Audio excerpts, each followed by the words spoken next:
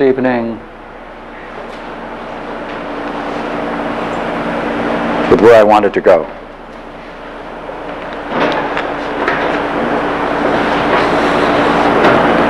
In our culture, we don't use the word wisdom. It doesn't mean anything. We can't operate with it. We're not familiar with it. But to put in front of the idea of wisdom and immanent wisdom means that that wisdom must be in something, and it's going to be in us. That even makes it more perplexing. But we're saying there's an immanent wisdom of the dream master. We've talked about dreams, and we worked the idea of a master. We want to put them all together now. Would like to explore a couple of ideas now in terms of dreams. But first, before I do so, I would like to know from those that have contributed dreams in the past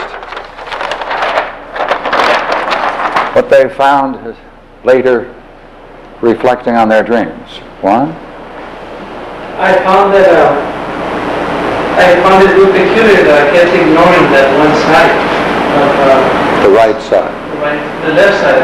Yeah. I was focusing on the right and I ignored the left. Mm-hmm. And I kept thinking about it and reflecting on what could it be? And finally I looked at the right side and looked at what that would mean in the chain when I looked at both sides, because both the trigrams were right there. And it fit perfectly with the idea, and is what I have been doing. Mm-hmm. Look here. Let's take a look at this. What is it that a dream does? We're saying the following, are we not? That the dream master, whatever it is that's responsible for our dreams, selects from our past, it draws materials, it's always particular to us, it's always our personal history. So it selects from not just a public past, but our personal, private past. It presents it in the present to us. The question we have is, does it open up? Does it illuminate the present? The dream does something else. It focuses on its issues, not ours. This is really quite interesting. I'm sure you've enjoyed it as much as I have, because I have been in situations where I thought, here are all the difficulties I'm having. Here clearly are all the problems. I can rank them. I can list them all. And so I have a dream, and I get a dream, and I look at the dream, I explore the dream. It brings up an issue I never thought of. It's not on my list. It has its own issues. They're not ours. Yet they're ours. So it selects from our personal past, brings us in the present, forces us to focus on its issues in a very dramatic way. It then develops certain themes in the dream, which we then follow. In some cases, we follow one theme through several dreams. Therefore, it presents us the mystery. Now, what is this mystery? Let me give you the mystery as I see it. Suppose you were going to decide, just for a certain period of time in your life, as a trial, that you would make your issues and your concern its issues, the issues it illuminates in your dreams. Suppose you decided to make that your primary concern, and all of those priorities where you put all of your problems and tasks and works, you put its issues on top of it. And you decide to make that your paramount concern. Well, that's really strange. That's reorganizing your life on dreams. But it will be on issues that are not those that you focus on yourself. So it presents the mystery. That's exactly what happened with the dream that explored it. Oh. Yeah, there were a couple of developments in the dynamics where you say state of mind in the dream. We call it a bar, and there was this other kind of a desire to go thing. When I left here, I thought, oh, I know what that applies to, and I kind of applied it to the priorities in my life. But since then, they haven't quite fit, so I've become more interested in this states of mind that I have, what I usually put as a priority. In other words, I'm looking at how I do other things in terms of the states of mind, so it's become a priority. And that presents an interesting mystery. It is. And the mystery is, and you can see it, and you can only see it if you take dreams in sequence. You can only see the next step if you take dreams in sequence. Have to take dreams in sequence. See, it's one thing to say the dream master is puzzling out our present. After all, that means the present is close to us in time. It can use the past to illuminate it, but it's focusing on the present. What happens when we say dreams are in a sequence? They're linked together. They're linked together over time. I have taken certain issues that have come up in dreams, and I have a portfolio of them, and I have certain themes that have played themselves out for years and years and years. When you see that, you have to say that the dream master is focusing on issues over a long period of time, and the whole issue is it for your benefit? That's the only real issue. After you work it through and after you come up with some explanation and some understanding of it, the big question is, and the only thing that makes any sense, is it a good? Now, when you study dreams of other people, as I do, have done, then you see something quite remarkable. Each individual can see for themselves that opens up an area that they have ignored that's significant to them. The good, therefore, is individual. There's an individuation of goodness in dreams and in sequences for the individual.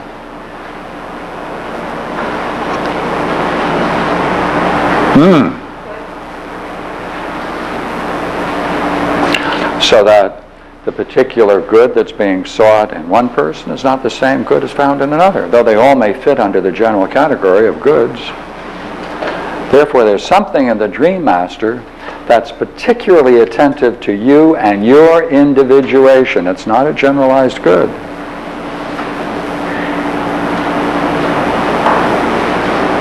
It's as if everyone has their own way to climb up a mountain. Surely the goal is the mountaintop, the summit, but everyone has their own trail that forge ahead and discover all the way up as it goes. So that what you see in sequence is the individuation of goodness.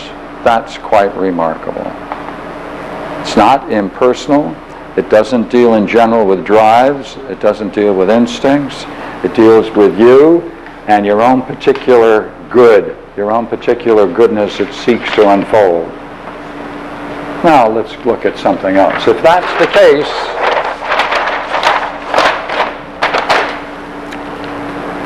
what does that do? What does that present you with? I think it presents you with, if you go through this in this way, with the following.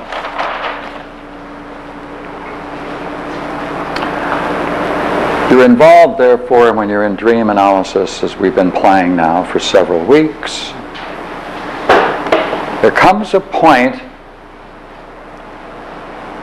where the issue itself draws you. You want to see it. So there begins to be a constant reflection on the issues unfolded in the dream. Now, here's something curious.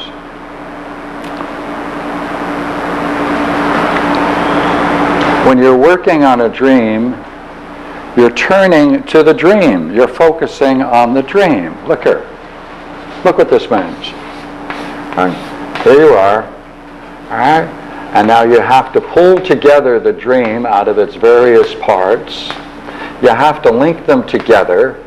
You have to link them together. You have to preserve their integrity, so you have to restore its unity.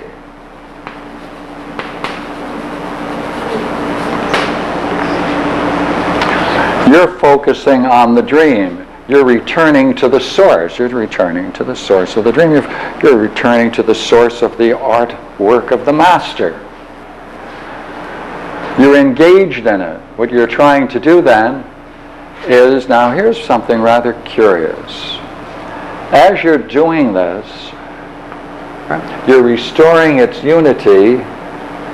You are focusing your mind on the area of the dream, or the dream content. But you're focusing your mind back on the dream, trying to recall the dream. Is it not true that every time you do that and reflect on the dream, you come up with additional pieces that you hadn't expected to find? You add to it. It opens. What does it mean? It means that when you reflect on the dream, you focus on the area of the dream and recover a new content.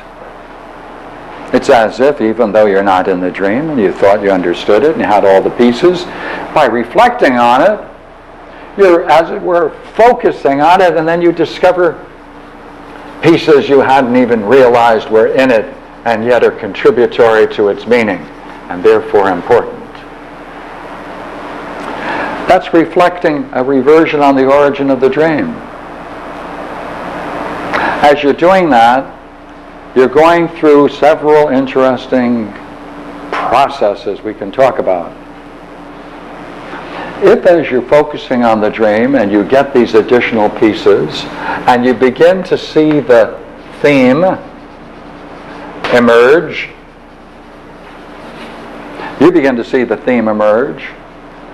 then you're reflecting on the process, because as this theme emerges, it has a goal, and the goal always is in the dream to open the meaning of the present.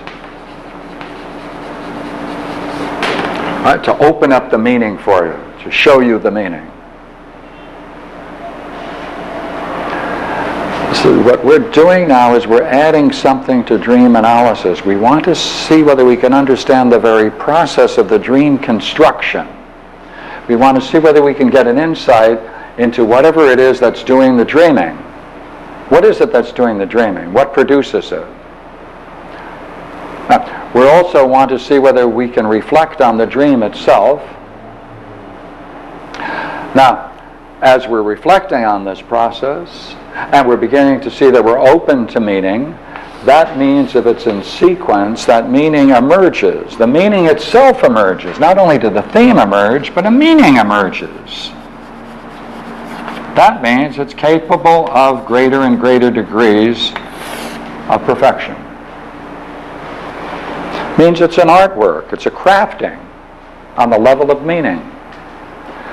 Look here, for a theme to emerge out of these works, and for the theme therefore to emerge over a series of dreams, to be open to that meaning and to see a meaning emerge over a period of time, which you can do, that means there's something that's maintaining something that is emerging. It's presenting for you something to reflect on, which if you can then grasp, it becomes a way to understand your present.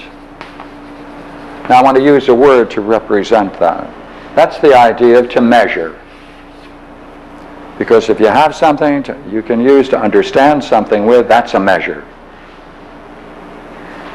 And therefore, dreams in sequence, where a meaning emerges, you can see therefore that the dream master, or what's doing the dreaming for you, or creating the dream, is maintaining that measure over time.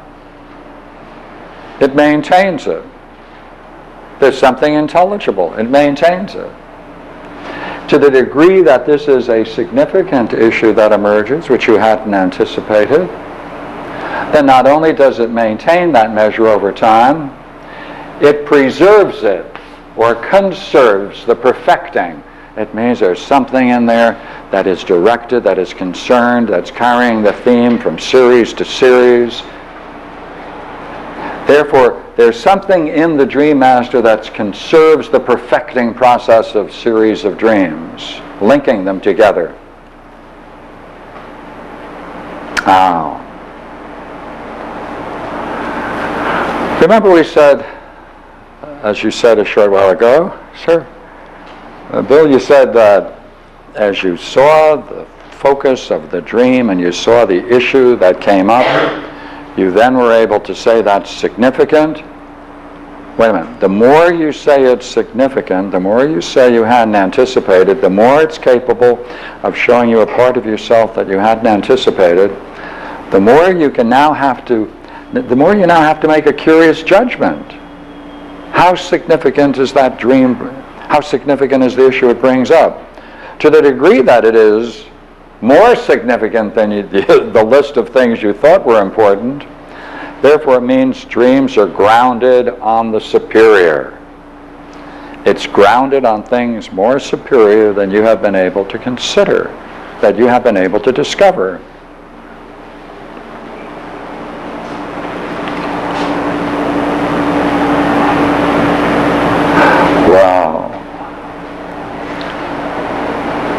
Then there is something in the dream master that reflects on the process. The process over time is a perfecting process. It maintains a certain standard, what we're calling the measure. It conserves the perfecting, since the perfecting goes on in each dream. The perfecting goes on in each dream. Therefore, it carries that theme consistently over a long period of time. And therefore, it draws you, here's the nice part, it draws you to consider that the issues and the themes presented are superior to those that you have identified in your own life. Therefore, it has a grasp of what's inferior and superior, and it presents the superior. Now, what do we mean by the turning about? Yes? I'm sorry, but on that, so is there, you're saying there's no inferior dreams? There are no inferior dreams? There are none. Worse than that, there are no themes that are presented in dreams that stand to your goals as an inferior to a superior. Yeah. It reveals a part that you have overlooked or hadn't studied or forgot a certain aspect of it. It raises a whole issue blind. And the important thing, you see, is to see whether or not this is true. And as you do this, the more you can see that it is presenting you something that is superior to what you formerly thought was superior and significant to you, to that degree the dream master is able to show the superior and direct your attention to it. Now, if this takes place, the degree to which this takes place, the degree to which it takes place, there's a turning about. Naturally, a turning about, and your attention now becomes, what is it that is directing its efforts to my perfection, consistently, presenting again and again and again, each night, never tires, those themes that are most significant to me and working on my behalf. You finally have to turn it around and say, what is the dream master? You now have to come to grips with it. You have to. What happens when you do that?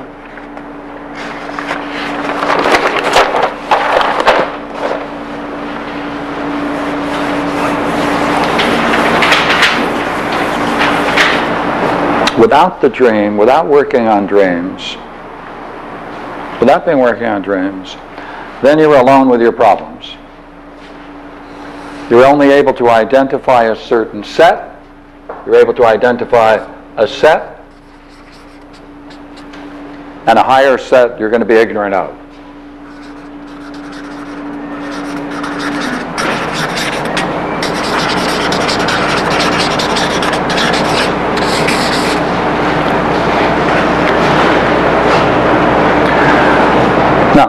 As you focus on dreams, the present changes, because now with reflections on those issues presented by the dreams, you are now focusing on a higher set of problems, and you're now able to see the insight, the precision, the beauty of the dream master being able to present to you the things that are part of you and your unknown past in a rich and a new way.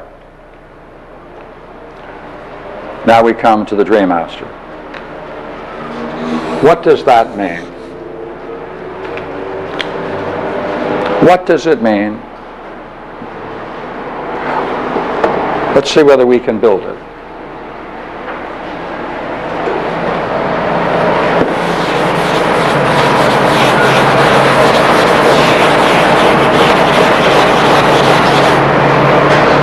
Does it not mean that your present, as you view your present,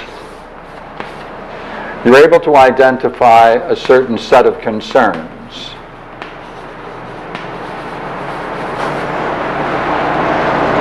When you're asleep and you're dreaming, the dream master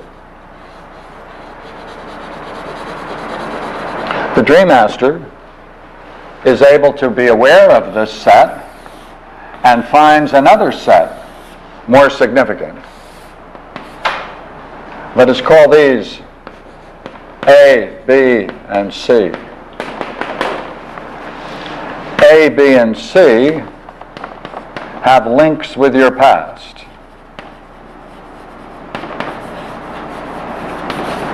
They are, if they are presented and successfully perceived, it not only links with your past, but shows a way of your own development.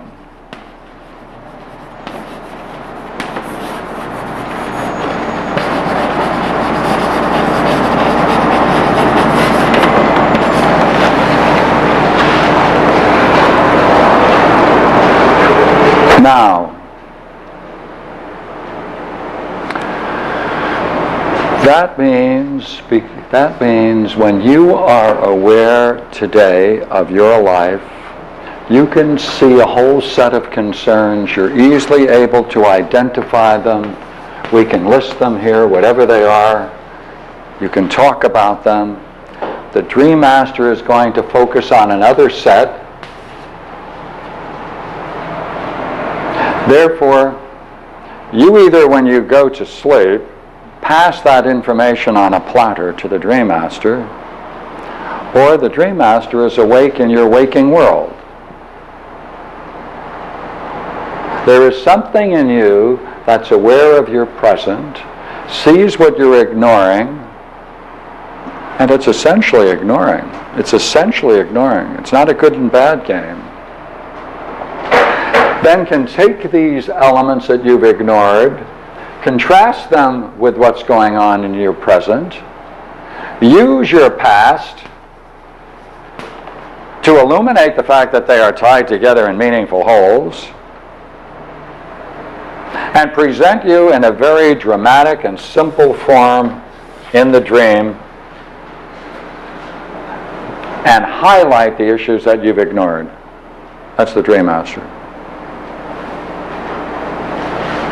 So I submit the following for you. That means there is something awake in our waking world that we are asleep to, that we ignore, that we don't recognize. In our dream world, we are presented with the show of the dream, but equally we're ignorant of the dream master. The dream master is not seen. It's not seen. But yet, from this, clearly the dream master must be awake to our lives, our goals, our past. Yes? What are you saying that therefore, if the dream master is aware of what's in our present and shows us what we're ignoring, but yet we can't see it, and are you saying in this whole process it's trying to show itself? Yes.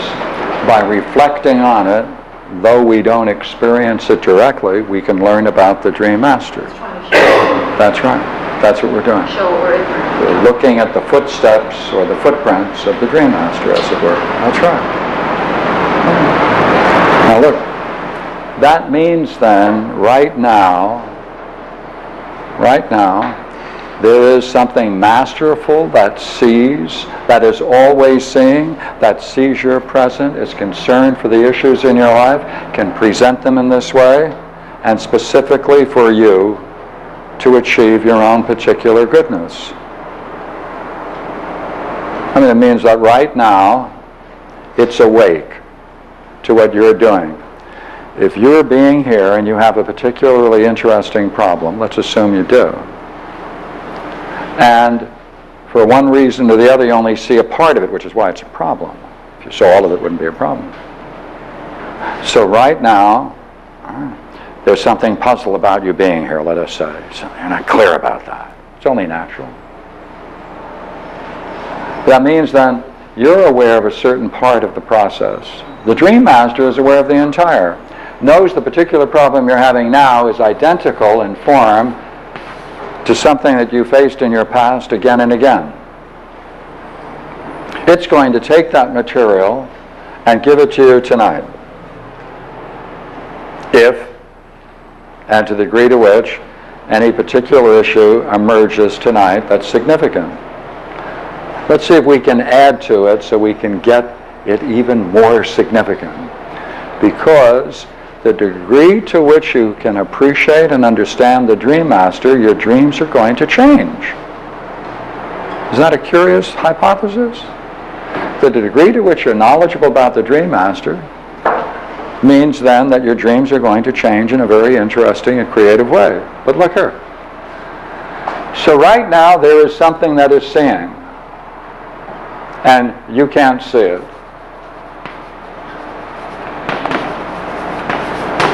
There's something that's aware of every conflict you have right now, can rank them in a hierarchy, is going to use those that are most significant right now for your present, is going to then create a drama for you, pulling out of your past all of the significant features that are allied to that, so it can create for you a present dealing with your past so that you can see it in the evening, at night.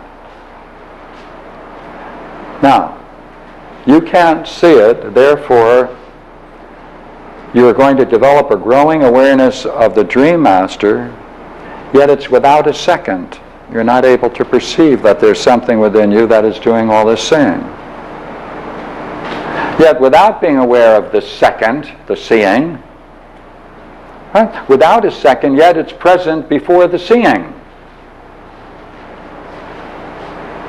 What does that mean? That means you're not aware of it, yet it's there. Yet it's present before the very act of seeing that takes place in the dream. Sounds like the self. Same thing you can say about the self. Or mind. Use the higher self with a capital S or M, the capital mind. Yeah. When you say before, does that mean prior in time or before? Well, it's prior to the seeing. The dream master is there prior to the seeing. It's always there. It's prior to any particular seeing. It never turns off. Oh, okay. If If it never turns off, don't we need to rename it? You don't need to rename it? Yeah, shouldn't we rename it if it never turns off? Okay. It's not only a dream master, it's a wake master, it's a spiritual master. Because in other words, it's not something that's just functioning in through our dreams. Well, but does it function totally through a dream that gives it a special character and quality? Because it doesn't function that way during your waking world.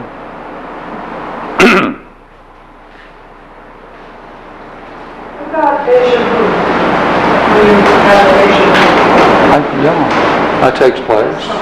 That takes place. Like you know that's happened before, you have a definite feeling that it's happened before. Yeah, that takes place, but it doesn't open up anything particularly meaningful, right? It just gives you the recognition that there's something significant happening. Right. Quite true. Now look,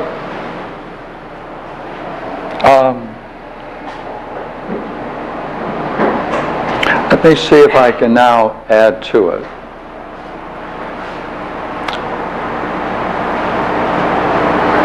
As you focus on it, let us assume, as we said before, that you're now focusing on the dream, the work of the dream, and you're inquiring about the dream master.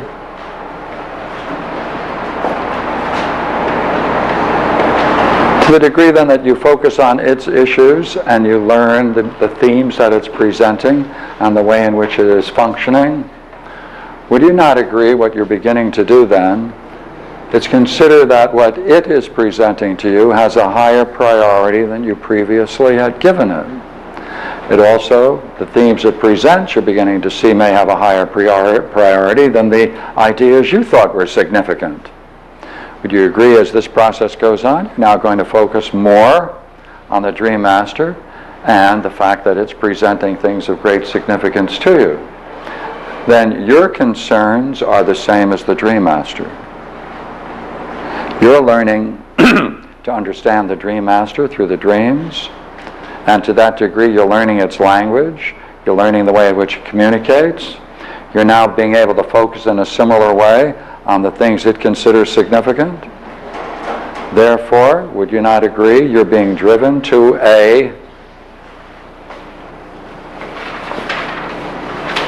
hate to take off great artwork. To the degree to which this goes on then,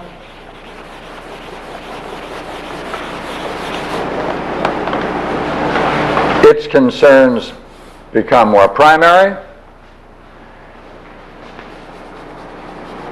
You're drawn towards them. You recognize it's opening up areas that formerly were blocked to you.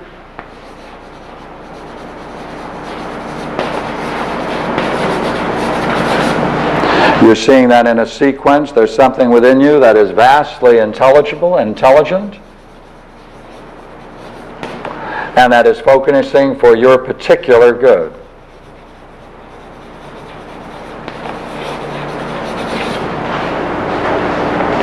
Now watch what we said.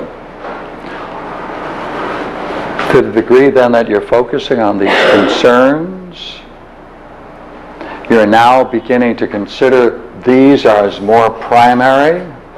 You're then learning the language and how to understand it.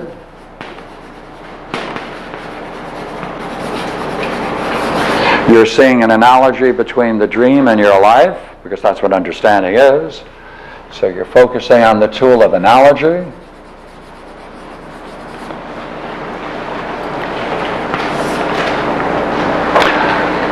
So you're learning the language.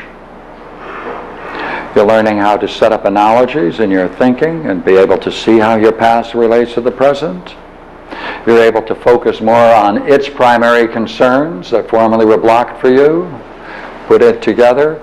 You are becoming more like the Dream Master.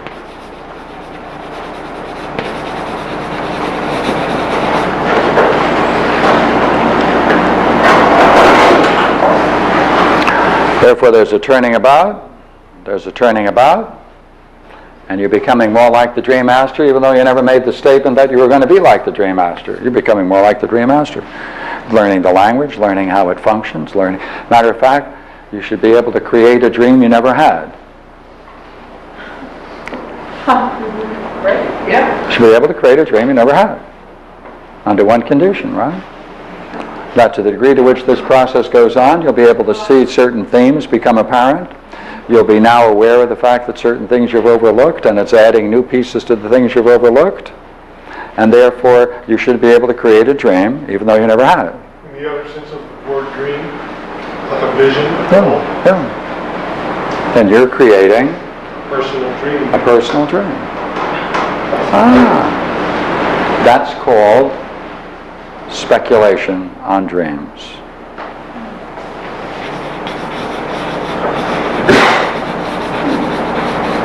Or through a dream.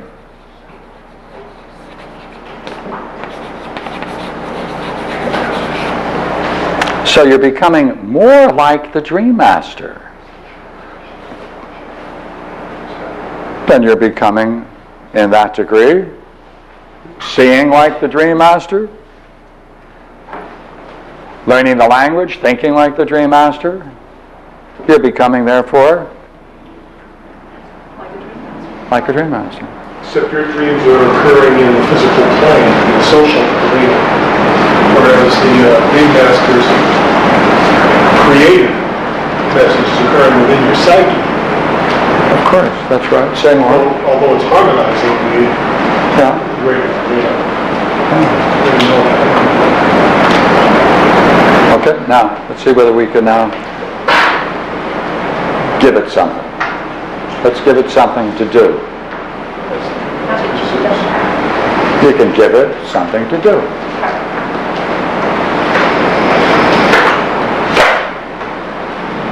You can ask for it once you play this game.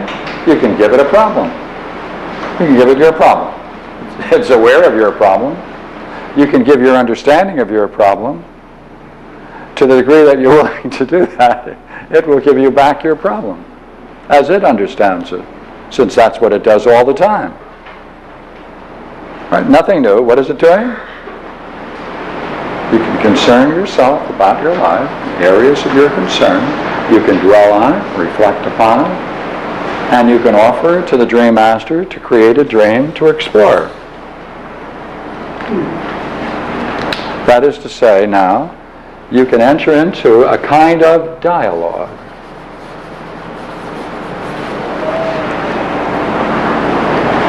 Curious kind of dialogue. That means there's something you're doing. You're turning about and treating yourself on the highest level in the dream world.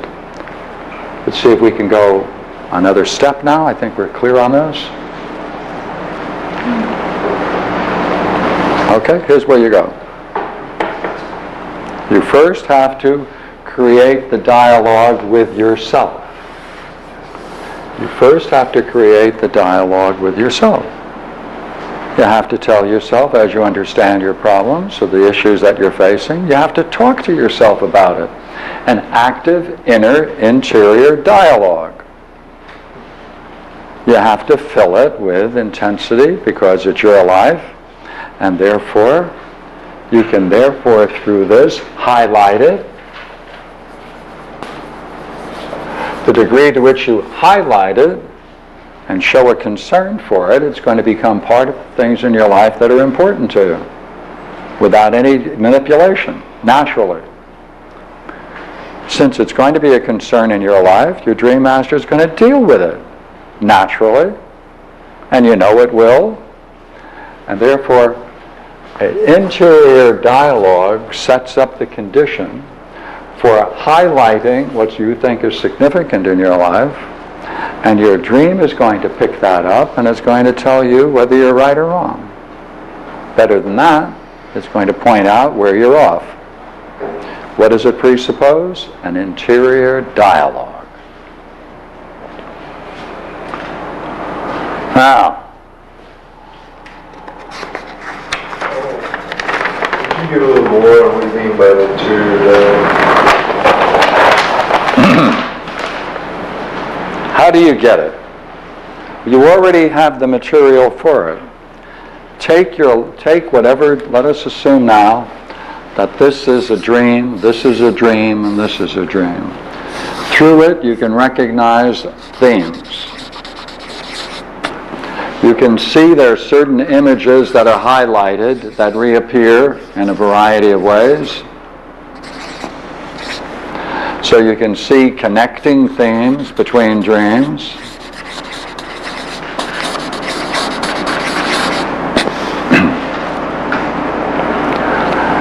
Now, you can do two things.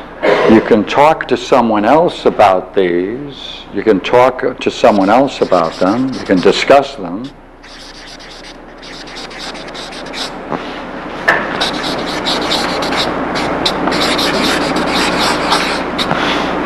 And after such a discussion, could you not then turn and talk to yourself about it yourself, since you've already done this homework?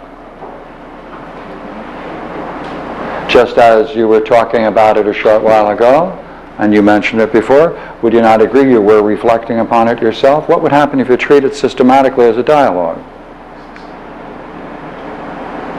What's the difference? What would you be doing? Well, you was talking and discussing it with yourself without this idea of systematic, like you were saying. Instead, it comes up when you're walking along, or you're driving along, or something like that.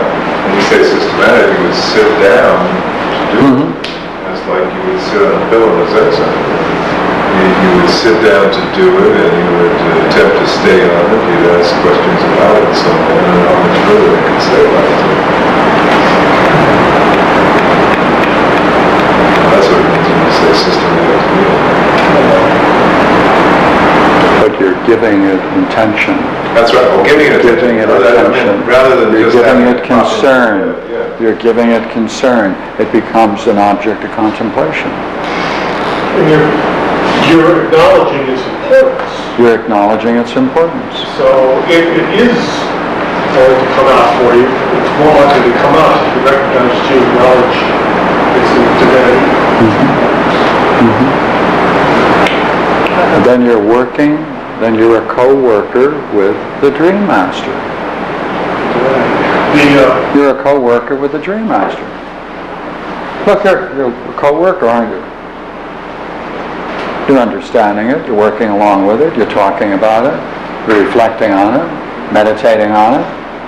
You're a co-worker in the process. So therefore, through this, you become a co-partner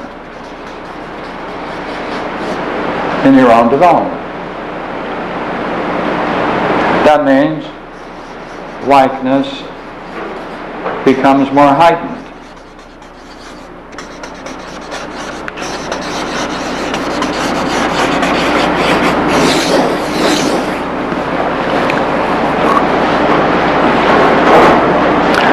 When likeness becomes more heightened, right, that's a conversion.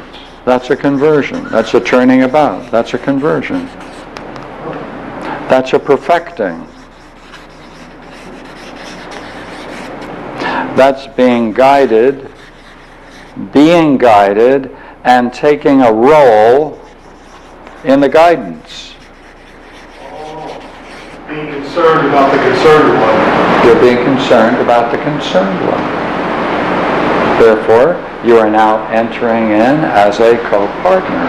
It's no longer something that's happening to you. You're not passive. Therefore, to the degree then that this goes on, this term highlights. This highlights.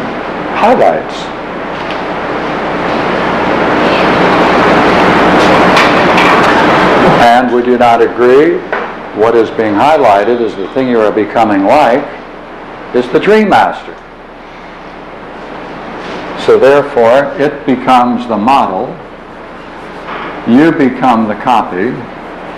There's a perfecting going on through likeness, and you're becoming closer and closer to the model, the Dream Master, through the process of likeness. So by the act of seeking the model, you're bringing out those virtues within yourself that are the model's most perfectly. Yes. So telemachy, it's a telemachus way. By seeking the Father, he becomes like the Father. He becomes like him. Yeah. That's a kind of development, isn't it? Now notice what has to be here. What has to be here is that you have to find the good.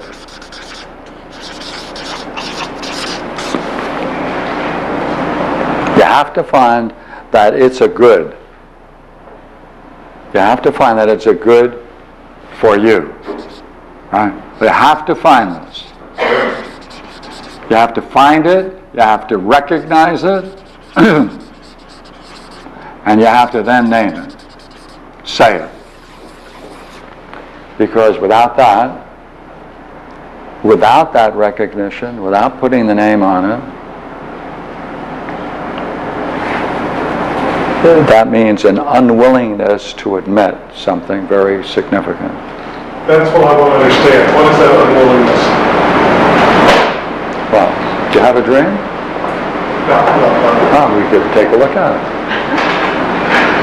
Because that has a, you see, that's a theme, isn't it? Obviously that is a concern to the gentleman, isn't it? Obviously, right? Is it not likely, from what we've been saying, that dream is, that issue, that theme is going to show itself up in a dream? We would expect it. Without having to force it, though, right? We'd have to sit back and look at it. It shows itself up in a refusal to take the dream, a fear, a shame, guilt, some state of mind that I don't know. Less said about that, the better. It is a vivid dream when I go back to sleep and forget it. Yes. The feelings you're having are correct, the assignment is wrong. The feelings are always right, the assignment is always wrong. Yes. Yes. See, it's a major principle in all reflection and dream work. Look, here you are, and you're saying you recognize something. You recognize the act of recording, right, puts you in a certain state. Could you describe it? Scared. More. Guilty. Shame. Guilty. Look here. Guilty. Shame. Shame. Yeah. More. This is going to reveal something about me that I don't think I would want to know about. Reveal a deep, Deep dark, sin. terrible, Yeah, unbearable. unbearable, and you're not going to be able to be strong enough to endure it. No, even with Prozac. Right. Right.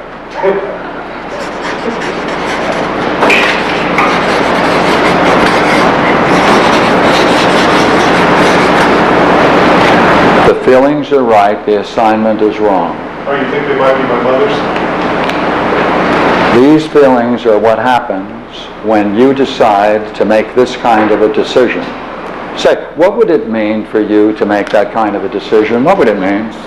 What do you consider that? In light of what's been said here, it really, in a profound sense, I think the Dream Master is connected. That is not God, it's connected to God, who has an idea of caring that's beyond anything I'm quite aware of now. And I have a smaller idea of caring. And then I think by not recording it, I am losing, I'm stepping out of my own demo, stepping out of my own. Yes. I'm losing the higher. Yeah, I'm losing my angel. Right. You're losing your angel. You're losing the higher principle. Yeah. Yeah. Let me ask you the question By again. recording it, I'm taking the courage to step into that higher realm. By recording it then, you are then saying something. What would you be saying? So you put it negatively before I'm losing the higher. Can you put it positively? By recording it, I would acknowledge that there is a higher. I would have to acknowledge there is a higher. Yes. And that it cares about me. And it cares. And that I know that it cares. And I know it cares.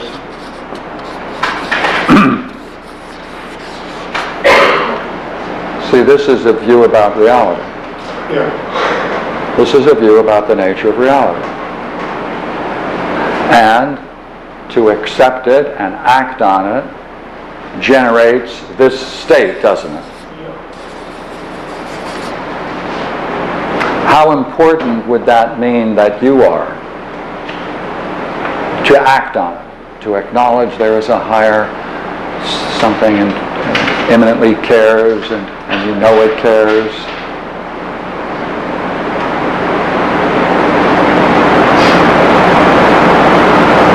It would be not counted. I mean, well, I think it would, at that stage, I use theological language. Yeah, that's right. It would be that there's some kind of divine entity out there that loves me enough. I'll use a Platonic word. Yeah.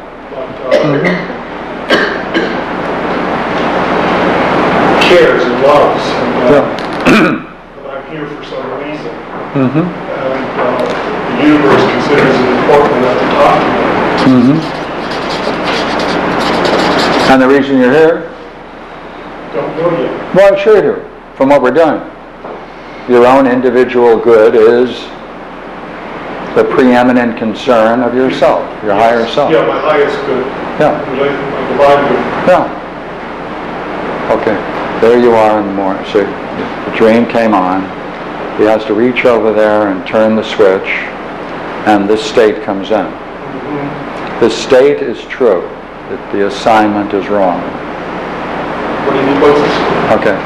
There is someone in your past circumstances that have produced a view of reality for you, and that's here. It's in marked contrast to this one.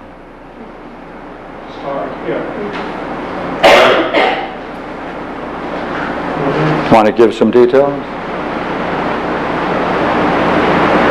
Sure, I know about Dharma. There is no... If there were a God in the universe that cared, if there were such a God, it would explain the Holocaust.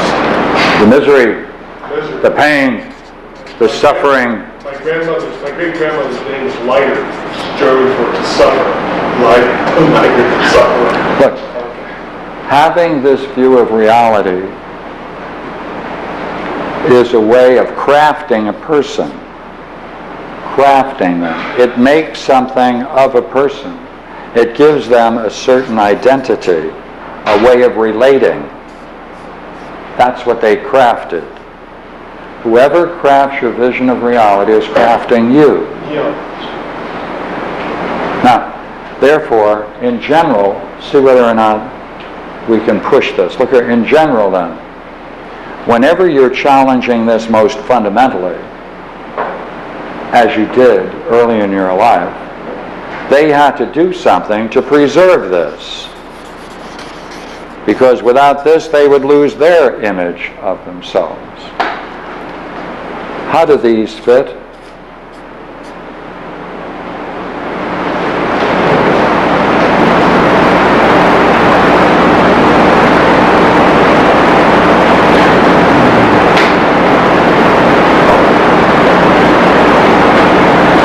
These feelings are true. Seems like my mother was always showing those feelings. I was always embarrassing her.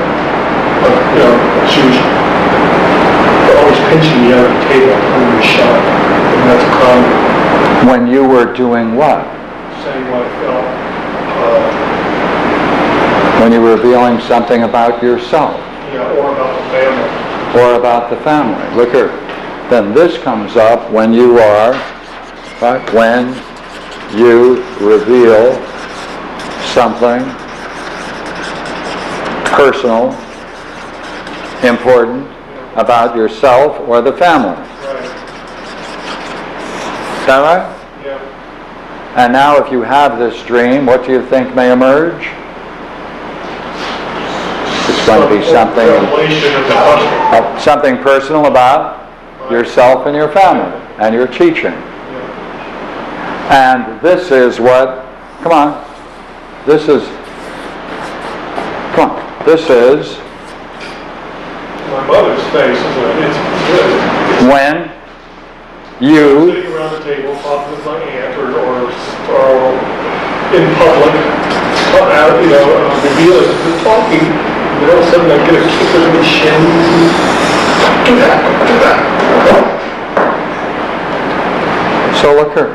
by turning on that switch, you're challenging her, this whole view of reality, just by turning that switch. My father played into it. With this, I can even put a father. It's funny. It's like I remembered 12 years ago, just an adult scene, my father brought his girlfriend over to meet me. This was when I come back from Arizona, and his girlfriend said,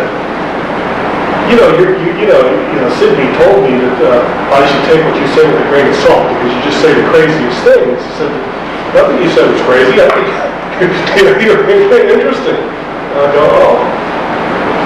But he was afraid. It was the same thing. He was afraid that what I would say was going to be bizarre. And your whole vision of reality should be taken with a grain of salt. Yeah. Huh? Yeah. And now it's your motion to turn on that machine in the morning, and you're facing their, what? What do I call it? Their nihilism? Their nihilism. But you accepted their nihilism, you grew up in their family, right? And the whole problem in life is, what is it going to do just to opt for this? Not as a formal belief. We're not talking about changing beliefs. We're not talking about any kind of change of belief. We're not talking about any instruction. All we're talking about is what would happen if you turn on the machine, decide to take your dreams seriously. That's all. There's no belief involved. No one's asking anybody to change their beliefs. Just to do what? Hey, do you want to see whether you can pay attention to your dreams? Yeah. And everything else follows, doesn't it? Yeah.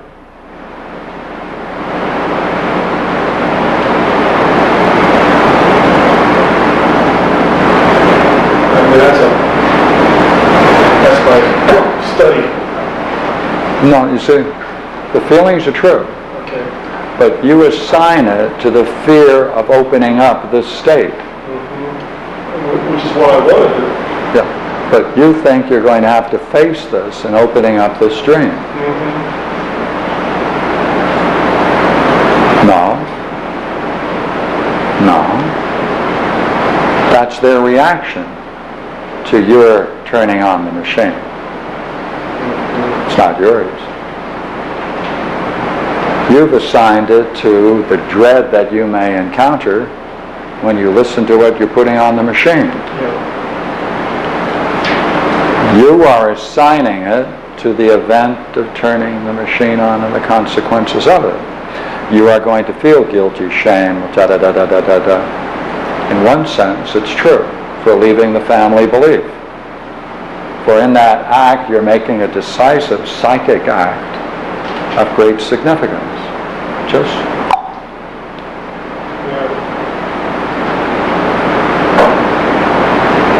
So the feelings are true, but not the way you assign them.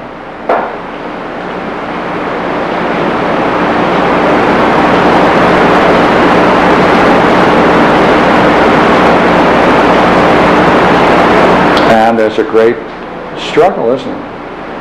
Nihilism, that's a family tradition. Right? Whole view of the nature of reality, whole view that since nobody cares, you can do anything you want with reality. Thank you, that's exactly right. Huh? Offspring don't matter. Nothing matters. Nothing matters. Nihilism, nothing matters. That's right. Therefore, no one is responsible for anything, and you can get what you can get, and you can forget any values, since values don't exist. Yeah. And all of that can change by turning on a machine and seeing whether or not dreams are meaningful. But it's like I know it's that nihilism, and I'm afraid to see. It's like, okay, I'll still use the language, I can use it myself right now. I feel this fear. Yes, well, pardon me, you do feel the okay, fear. There's an That's experience of terror, of dread. Yes, terror. Seeing nihilism in my own life. I don't, it's kind of like, oh my God, you know what, and it's like, No, of course. that's what it feels like. It feels No. like I'm going to go to hell. Yeah, of course. Of course you've been a student of nihilism, therefore you're going to be a nihilist until you find a way out of it. Yeah. But the point is that there's something that's helping you to get out of it. or you wouldn't be here. I've been looking to get out of this Yeah. for 45 years. Well, you bought the machine. It's an act. It's a decisive act. This is one of those cases where the problem has hammered up the problem. Yeah. Yeah. We all go through. Yeah. So, and each day he doesn't turn on the machine, you're agreeing to stay in the family.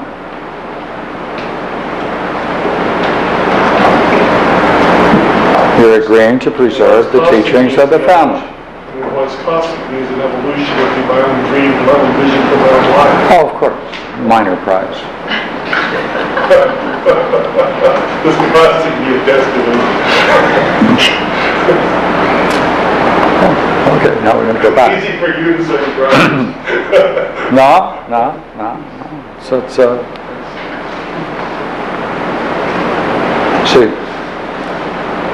see, this is a non-belief structure. It's non-belief. You either discover this or you don't discover it. It's not an exchange of one set of beliefs for another set of beliefs. It seems to me that it does require a kind of leap of faith.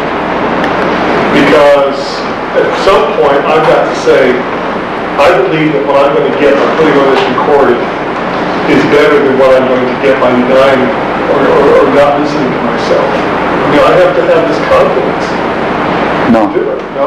No. Then what does one do? No confidence. You don't need confidence. They would need confidence to change. You don't. All you have to do is turn the knob. Why would they need confidence? Because you know if they were going to change, they would need all the things they think are important to bring about changes. None of which is true.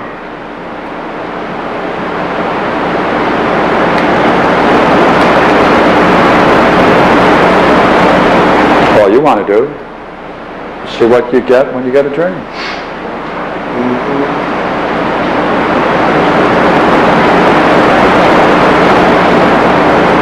You know the implications of it. You know how it will be treated by people like this.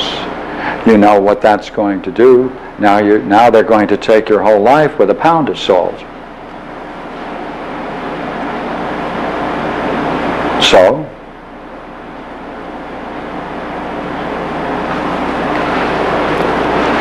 we're left to make a decision. See, there's something that's really marvelous about all of this. See? Okay. You see, that the whole discussion about what is there about the nature of reality that makes it spiritual. Only one thing. Only one thing. You have to have a basis for saying that it's good. The nature of reality is good, has integrity. If that's not present, it's not a spiritual universe. Absurd. No, there can be plenty of growth, there can be plenty of development, but unless that piece is there. How can be growth and development if it's no good? I mean, in any meaningful sense. Well, I accept it, but I mean, growth a person can overcome any number of problems, and to that degree to live more successfully, have a greater degree of integrity, but still think they live in an uncaring universe. And therefore they can change accordingly. But they're not getting into the most significant change. Well, the most significant change is, what are you going to call the Dream Master? And what's the significance? All right, go the next step now, back to 2 more steps. What's the significance? Let me ask you, since you're carrying the discussion for a while.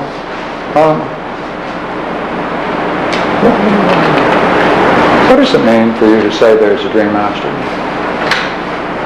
What does it do to you when you say it, since you know the position now, and you can talk about it? Well, on the one hand, it seems corny. It is very corny.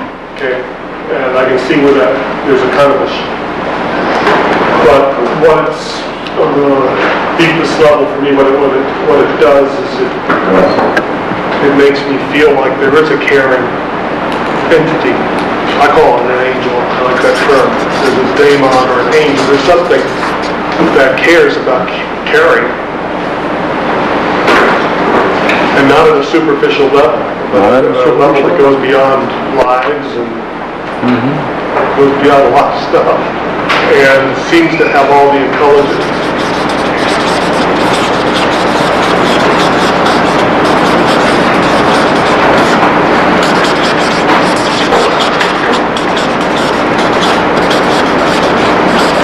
What follows when you, put into words what you're now seeing about the Dream Master?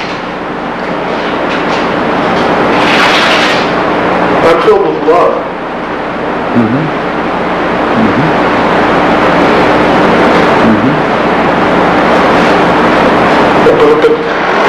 But also I'm filled with regret. I regret that I feel like I've stayed away too long. But I feel a lot of things. I won't try to judge him right now. I'll just tell you what the feelings are. But what happens is a lot of feelings. I've been away too long.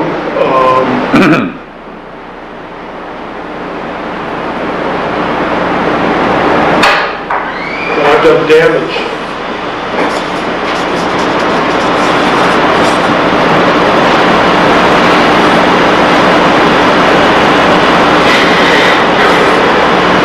This comes from assuming there's a dream master.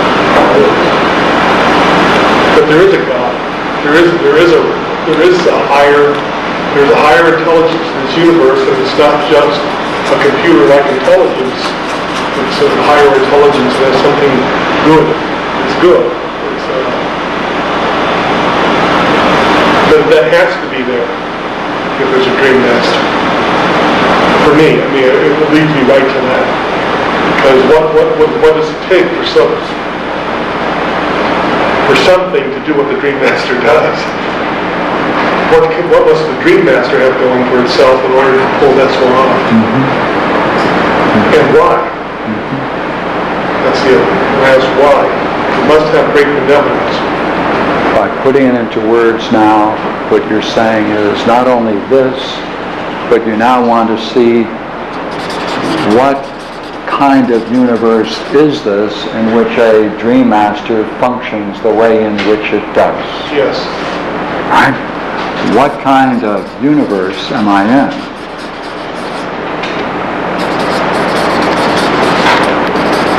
If the Dream Master is such as we're describing.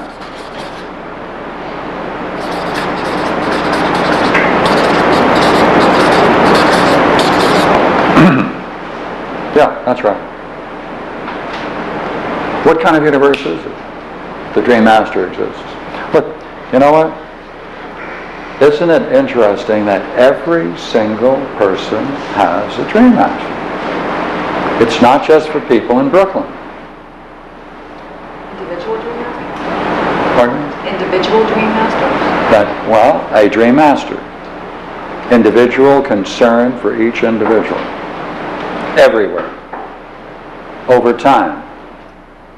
But you're not saying each person has their own individual Dream Master, and therefore there are many. I don't know what it means to say you have a Dream Master. Do you mean it that way? You have a Dream Master? Or are you saying it's difficult to say that each person has their own Dream Master? I think that's what you were saying. No, that's worth saying. You see, that's one of the things you have to now say. And that's the very issue we're on, which is this a particular Dream Master for each particular person? Or, go ahead. Or a one. For all. For each. Huh? Well, basically, you have to ask the same kinds of questions you do about the whole level, any being, or any form, what's called idea. In that, is there one idea, or many, how is it distributed? You have to bring up that whole business of participation. You have to clarify that. Okay. That's right. You have to clarify it. Once you talk about the existence of the Dream Master, now you're entering into an interesting world of thought, of logos, where you now have to ask, wait a minute, is this a particular, does it live and die with me? What kind of existence does it have if it's one for each?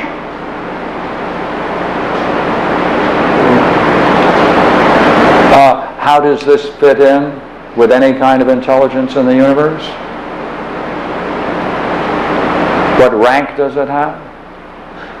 How significant is it? Let's add a religious element now. All right? If it's Will it bind you to a group? That's a religious element. Religion means to bind, religio, right? To bind together. Or does it have a spiritual basis? They're different. Can religio have a higher sense of binding you to a cosmos? No, not in the sense. Religio means, You mean a social group? well, yes. Okay. Religio means a belief that binds people together, Okay. which then makes them members and lets others be excluded. No, it doesn't. All right. Does this have a spiritual dimension? Whatever the word spiritual means in the Dream Master, at least we can agree with one thing. Is it possible for the Dream Master to present someone with a total vision of the nature of reality and a full, meaningful enlightenment experience?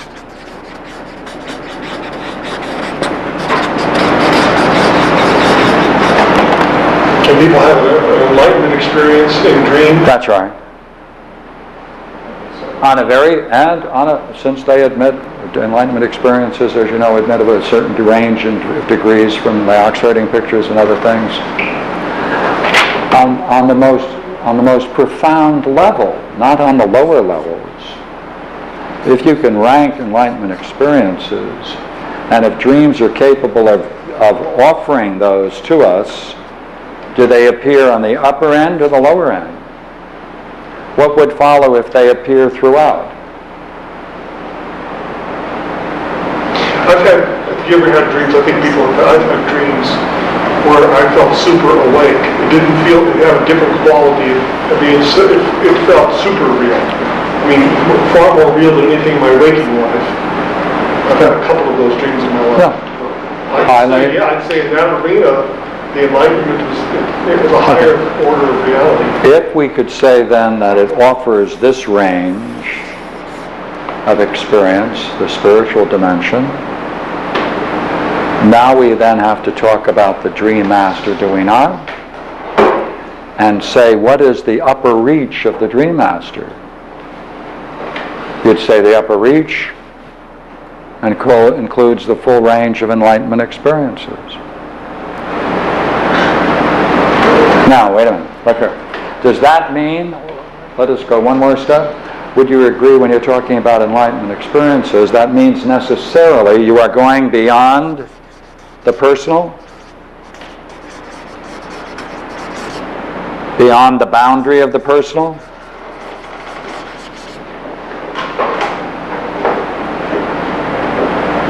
Does it? By necessity, does it not? Therefore, the Dream Master cannot be particular, but it is one for each, offering the highest to each that it's capable of receiving. Therefore, the degree you are receptive to the highest range of experience, it matches it with its own likeness. It matches it with its own likeness means then that the Dream Master must be able to access this range, and therefore it both transcends the personal and yet is yet immanent, since it can then disclose it to those to whom it finds able to receive it. If so, then it is an immanent wisdom with a transforming direction, operates on a particular level to help us understand the areas of our life which we're ignorant of. It ties together our lives, ties together experiences in our lives. It has themes it presents it to us over time. It continually can be engaged in the perfection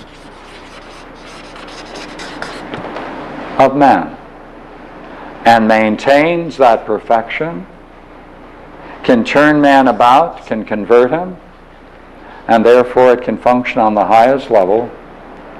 And all of those terms are the major and key terms of metaphysics. Therefore, the doorway into the most interesting metaphysics is through the doorway of dreams. You're forced to consider these questions, are you not? Because they're important to you. It's your experience. It's not theoretical as if, but it's as real and personally significant too. Therefore, dreams open up in a very real way the upper range of human experience and the highest level of our reflections, and therefore it causes us to revert on our existence. See? It causes us to revert on our existence and take it seriously, yet playfully. Since I assure you there are some dreams you can have that are so funny you wake up laughing.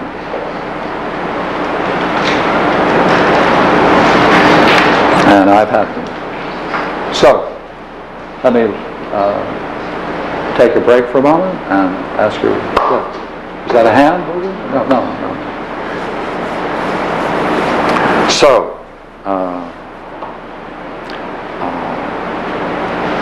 just as a thought in terms of the idea of the dialogue with fun, and I tried going to Stephen and ask questions, trying to engage the master, and anticipating what he was going to do, because I think that there's a certain problem that I have out that needs to be worked on, and what he comes up with is rather funny, because it's sometimes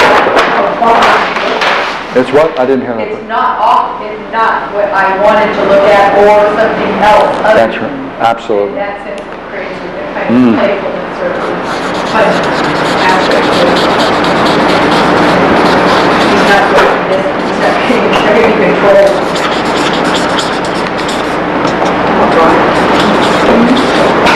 Pardon? Right. Not right either. I try that sometimes. I promise. The idea of likeness then is principle for this, because as you get into it, you're drawn to it, and the very things we're exploring makes you much more, as you become more involved in it, closer to it. Therefore, the likeness between you and the dream master becomes more and more proximate. It brings, therefore, a communion with it, and you then become, in a sense, bound to it without shackles. So therefore, we can say bound loosely, more in the sense of joined with it in a meaningful exploration where you and your existence is the very subject. And therefore you are part and parcel of a vast reality, as profound as can be, that runs through it a caring spirit, that has an immanent and innate wisdom, which it unfolds to you. And all you have to do is become receptive to it by learning its language, becoming involved in it, which is nothing else than learning yourself. Suggests that we have a unique responsibility in respect to our waking world, because the dream master can't just materialize in front of me in my waking and give me a Dharma talk and or reach into my soul and brain and change things. It seems like it's up to me to mediate. So if it did any of those things, it wouldn't care. Because anytime something goes into you to change you, it doesn't care. It's not dialoguing with you. It's not dialogue. It's not a growth. It's not you that is emerging.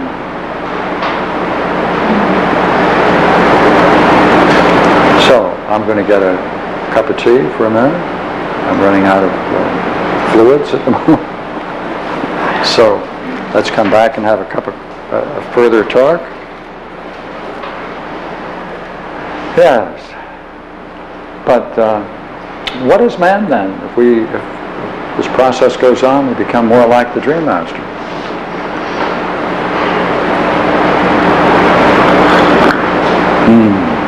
Well, I think another way that I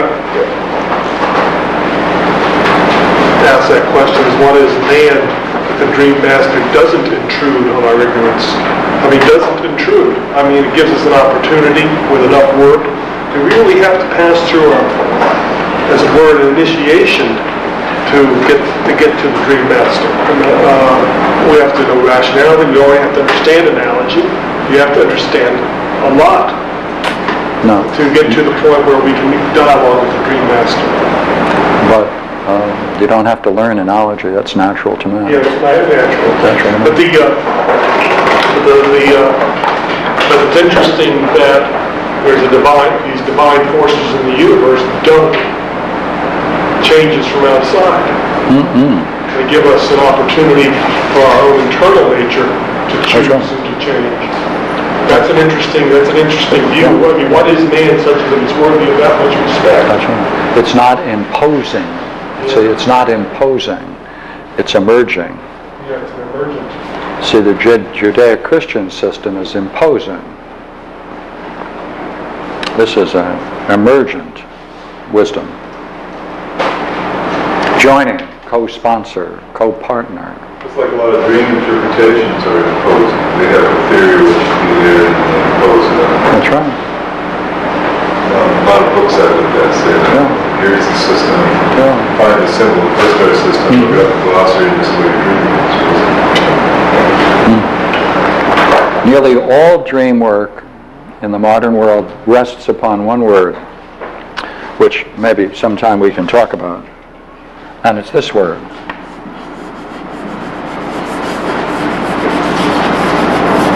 Compensation? Compensatory. It's a compensatory function. Nearly all psychology, be a psychologist, they have to use that word. Have you heard about that word? Well, I haven't. I'm talking to someone who's well read in these things. Nope. Well read. Just heard. But you do know that word? Right, that's right. All dreams serve a compensatory function. Not a creative function. Right? Merely compensates for imbalances in the life of the individual. Right. Compensates. Taken care of over here. Pardon? I said, what isn't satisfied here is taken care of in the dreams. That's right. Satisfied in the dreams. That's right. But what do they mean? Because you can't have it in your real world, therefore you get it in your dream. Yes. Yeah. Compensates. Yeah. Whatever pressures exist in your home life and all of the negativities that result from it, whatever pressures there are, your dream then will compensate for it and allow you to appear more triumphant in respect to that, or show you that aspect of that imposition in the strongest and richest images and language.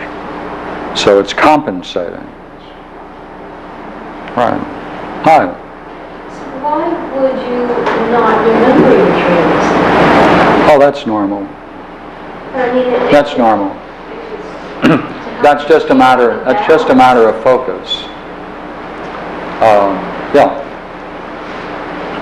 Everyone who's been involved in dream studies has discovered the same thing, which is the more you focus on the need to record your dreams, the more you tell yourself that you're going to record your dreams and remember your dreams, you will. It's a matter of focus.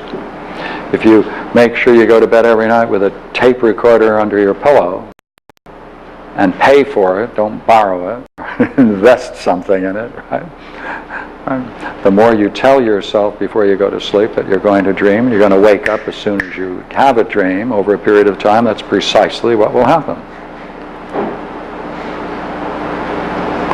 And then you'll be, once that happens, then you will want to deal with why you don't pay attention to your dreams and why you forget them. That'll become a theme in the dream.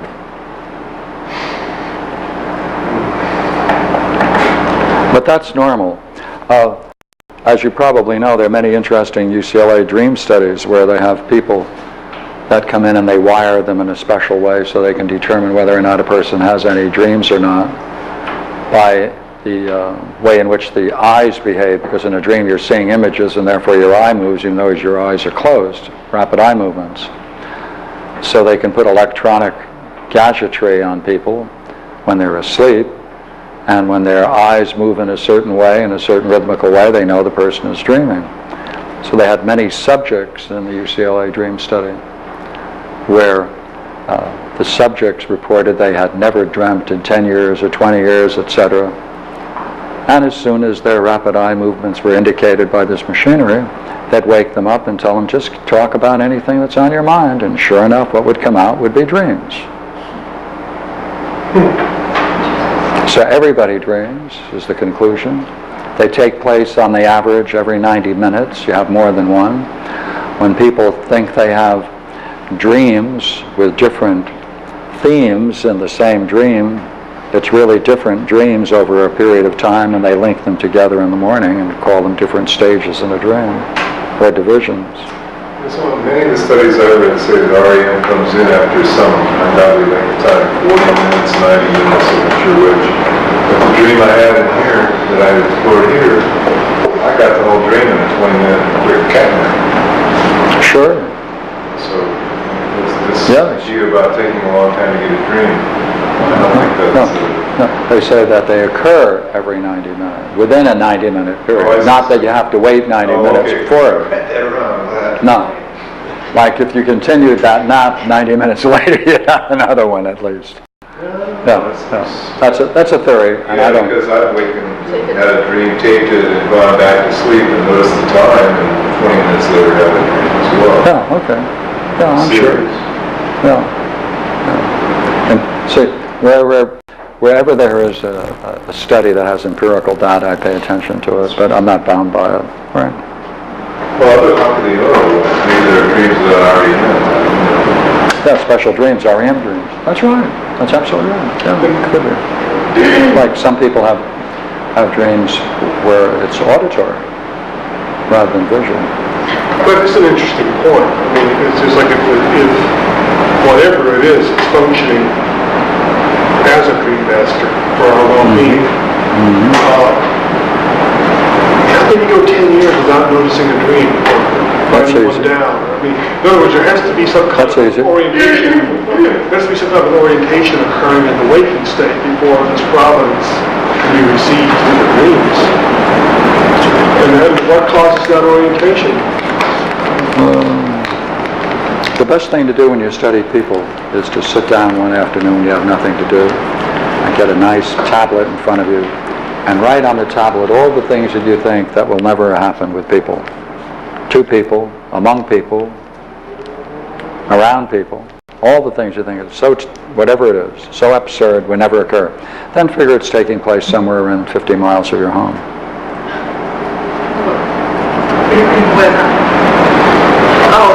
Including people who say that they've never dreamt in 10 years or 20 years. No. Normal. People are capable and do everything is the thesis. They say also as people during REM sleep, they're checking out their EEGs and respiration and all that stuff. And when they're in REM sleep, it's as though all they're awake. Whereas the other stages of sleep is a noticeable difference. So if you're only to look at that, we say this person's awake. And they're dreaming. And they're dreaming. No, you would conclude? Well, if you're a dream master, it's always awake. Always awake. Oh, it's interesting. Right, there's some always awake. That, just if you look at that, but they're people are in deep sleep. Yeah, people who face emergencies or have to be awake for unusual circumstances often sleep and wake up when there's crises. Spontaneously, just wake. Independent of the hour. There's something awake. I will wake up at 6:17 in the morning. You wake up at 6:17. Right. Something's awake to the time. It tells you to wake up at 6:17 in the morning. I did it for 3 years in the Navy. I decided to get up 15 minutes early than everybody else. And I can't use an alarm. Yeah. Our guy did. The alarm was up. And so I got up every morning for 3 years. Right on time. I got a reputation for it. We go out on the beach together and go to a hotel and somebody say, Bill, wake us up. And I said, what time you want? And they tell me. And I say, what time is it now? They tell me. And then I wake up at the time. See? It's 5 minutes early. Yeah, right. Yeah, I don't use it anymore. I says I don't use it anymore. Yeah, yeah. I use an alarm, I said, no. Hey, early. I call myself an alarm. It still doesn't help. I'll try that. Okay. Thank you for coming.